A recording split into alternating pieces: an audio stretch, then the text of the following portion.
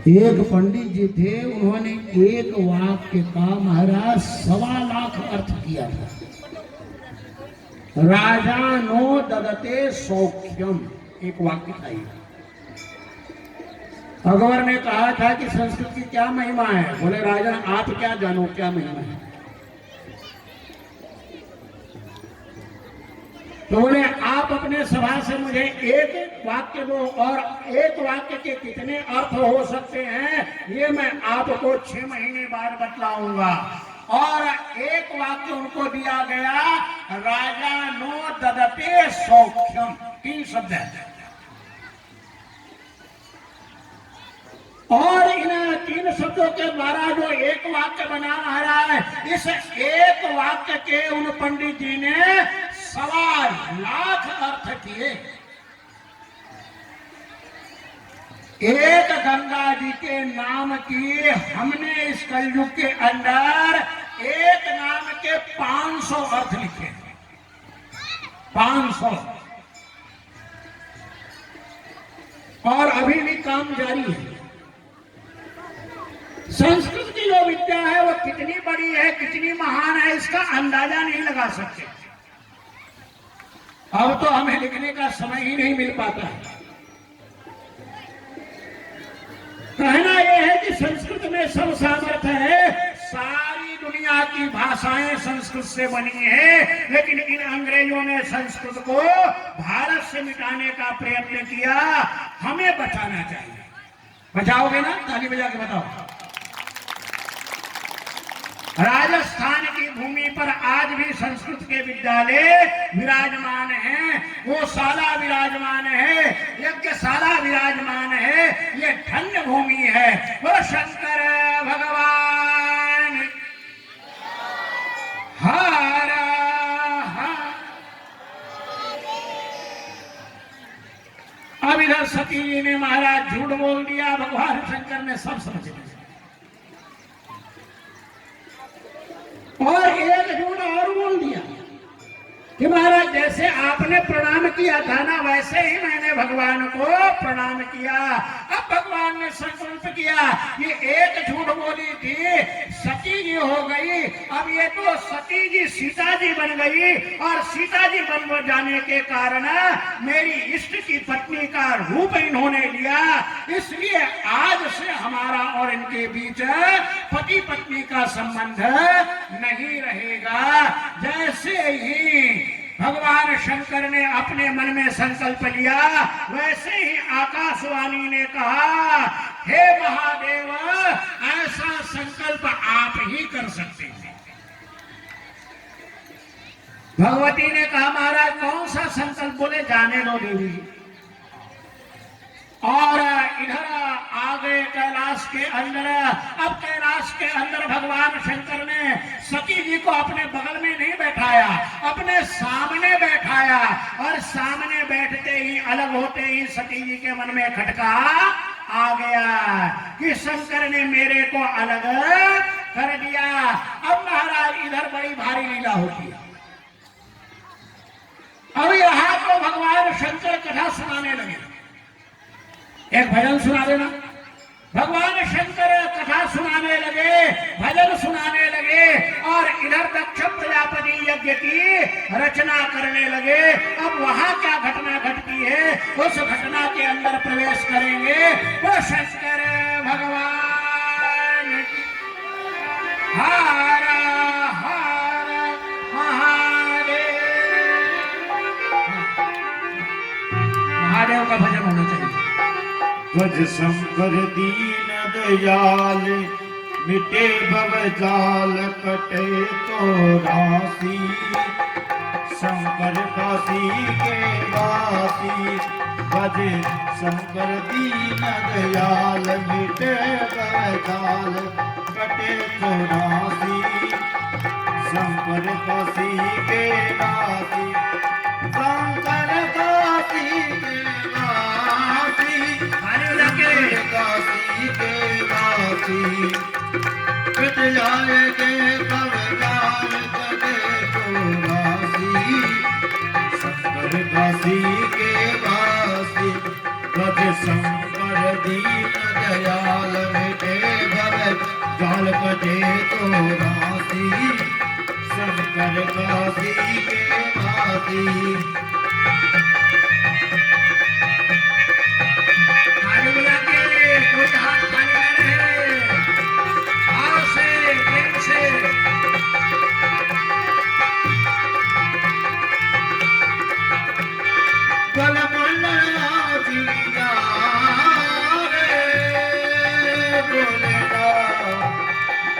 मस्तक पे चंद विराजे दर्शन से विघ्न सब भाजे गलमुंडन कीने लाल नाम अविनाशी गलमुंडन कीने लाल नाम अविनाशी ताली बजा के अरे काशी के काशी भजे शंकर दीन दयाल मिटे बलदाल कटे चौरासी शंकर काशी के वासी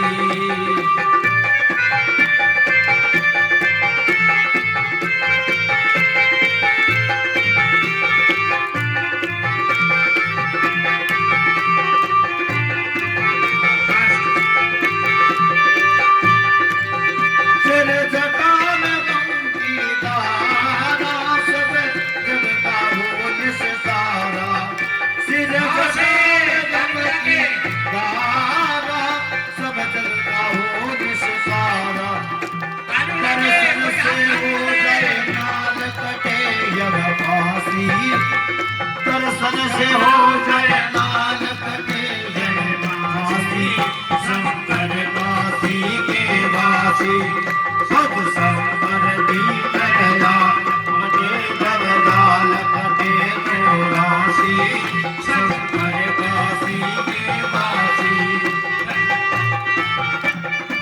भाव से कोई हाथ खाली ना हो,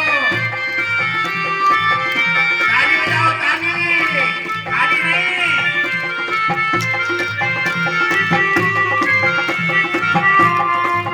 भाव से प्रेम से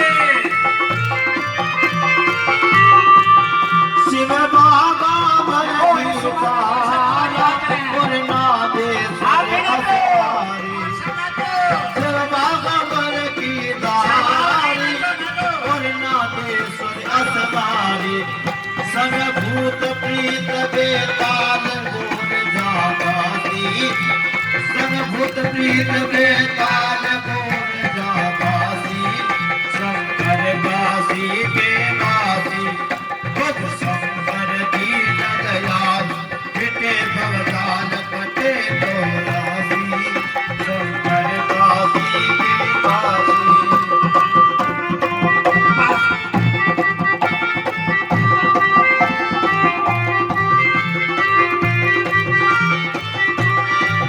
शंकर ने शरण तुम्हारी मित्र कियो लाज हमारी शंकर ने शरण तुम्हारी मित्र कियो लाज हमारी गए अनंत करो प्रतिपाल शंभु गुण राशि गए अनंत करो प्रतिपाल शंभु गुण राशि शंकर काशी के वासी सब शंकर दीन दयाल मिटे भवदाल कटे तो राशि शंकर काशी के वासी शंकर काशी के वासी शंकर काशी के वासी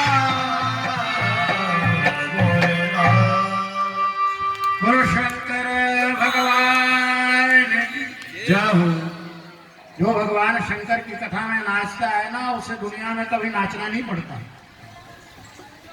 वो जन्म मरण के चक्र में नहीं फंसता है, क्योंकि भगवान एक बार उसके नृत्य पर प्रसन्न हो जाए तो इस संसार से मुक्त कर देते हैं।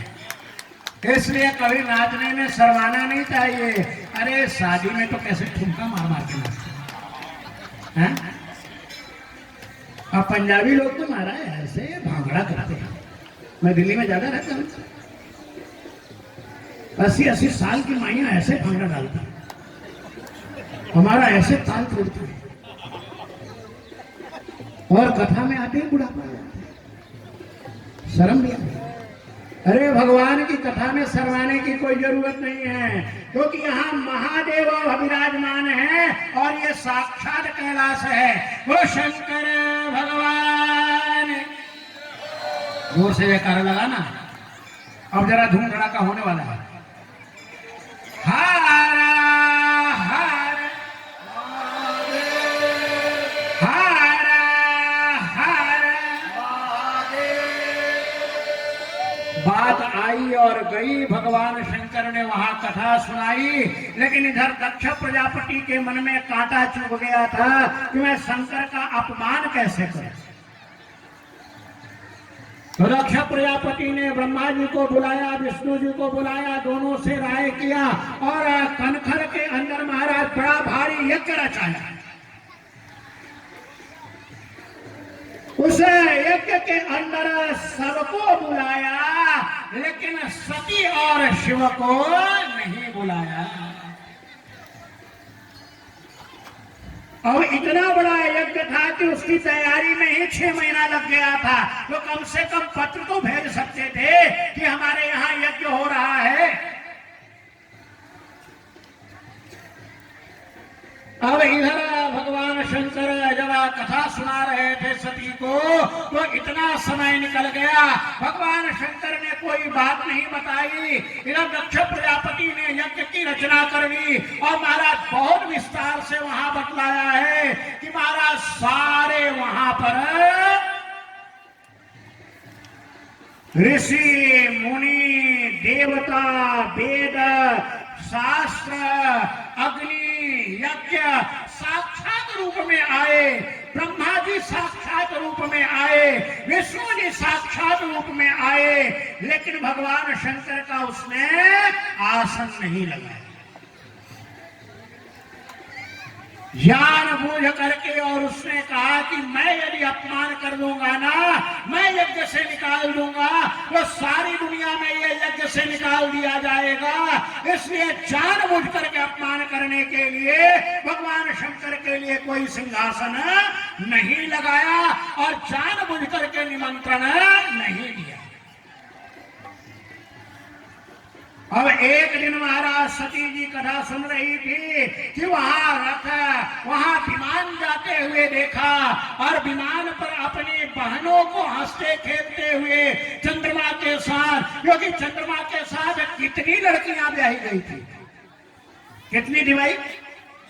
आजकल बोलना मत, बोले आजकल एक ही ऑर्डर है कानून।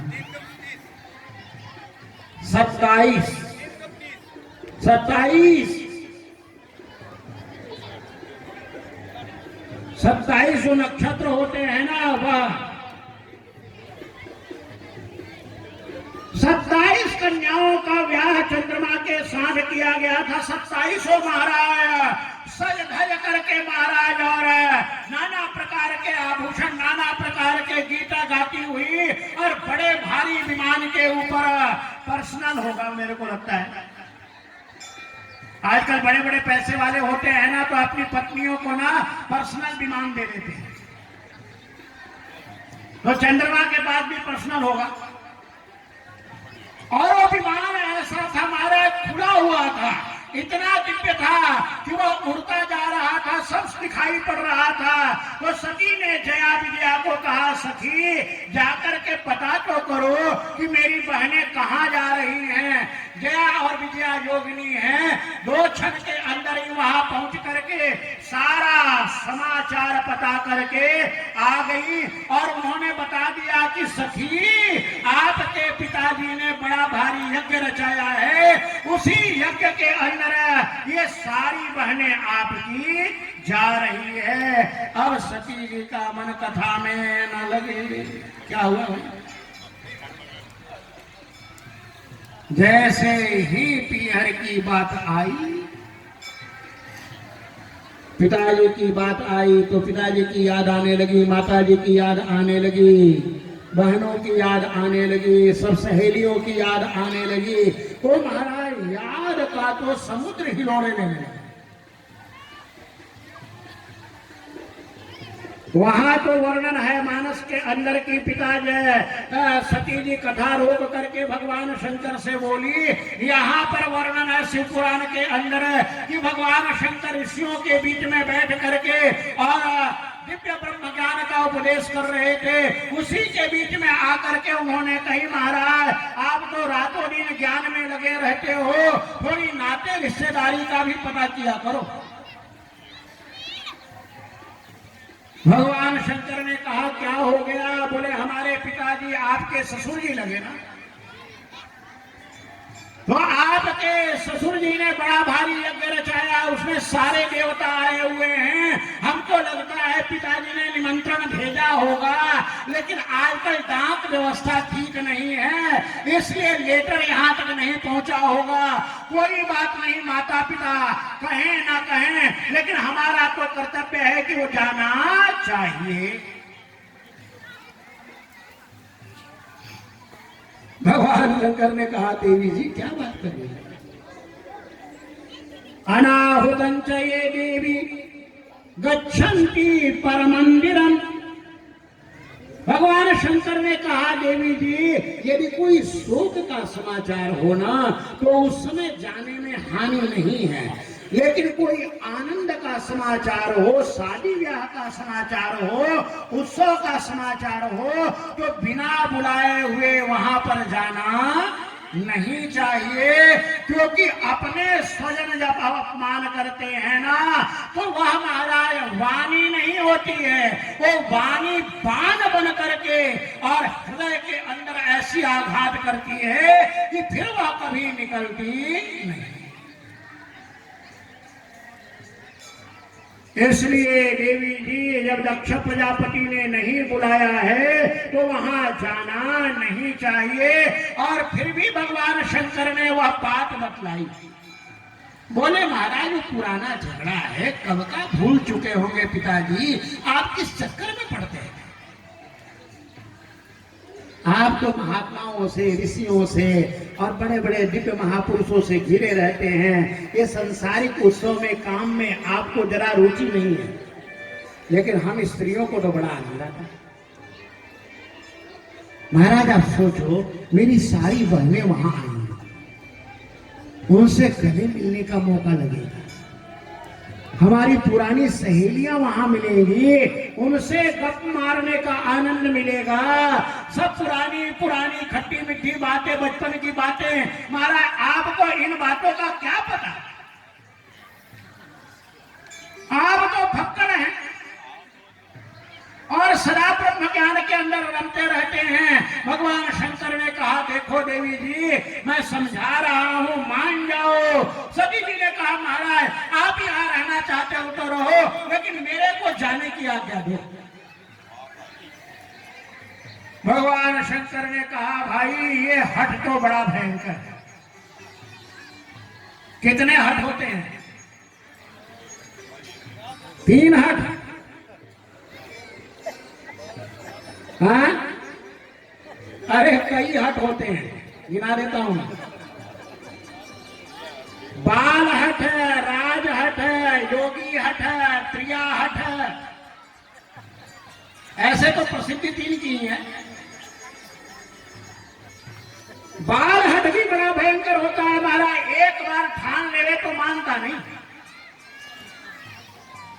और योगी का हट भी महाराज ऐसा होता है कि एक बार ठान लेता है ना तो मर जाएंगे, लेकिन ये बात पूर्ण होगी तभी मैं उठूंगा, पानी पीऊंगा। ऐसे ही महाराज देवियों को प्रणाम है। ये महाराज यदि एक बार ठान लेवे ना, हट कर देवे, तो इनके हट को भी छुड़ाना बड़ा मुश्किल है। कभी कभी बड़ा काम का भी होता है, क्योंकि कई बार परिवार सुधारने के लिए, पतियों को सुधारने के लिए या कई बार बच्चों को सुधारने के लिए हट करना पड़ता है, लेकिन दुराग्रह नहीं होना चाहिए। महाराज हठ का धारण कर लिया सती जी ने। भगवान शंकर ने देखा कोई है वही जो राम रचि राखा, काकर तर्क बढ़ावहूं शाखा। जो होके होनी होती है वह होकर के ही रहती है, उसको कोई टाल नहीं सकता है। भगवान शंकर ने नंदी भृंगी ऋटि श्रीटी गणों को बुलाया। बड़ा भारी महाराज साज बाज के साथ उनको उनके तोते मैने खेलने के जो नाना प्रकार के उपकरण थे महाराज, उनके साथ वृषभ के ऊपर आसन लेकर के भगवान शंकर ने बैठाया और सती जी को कैलाश से विदा कर दिया।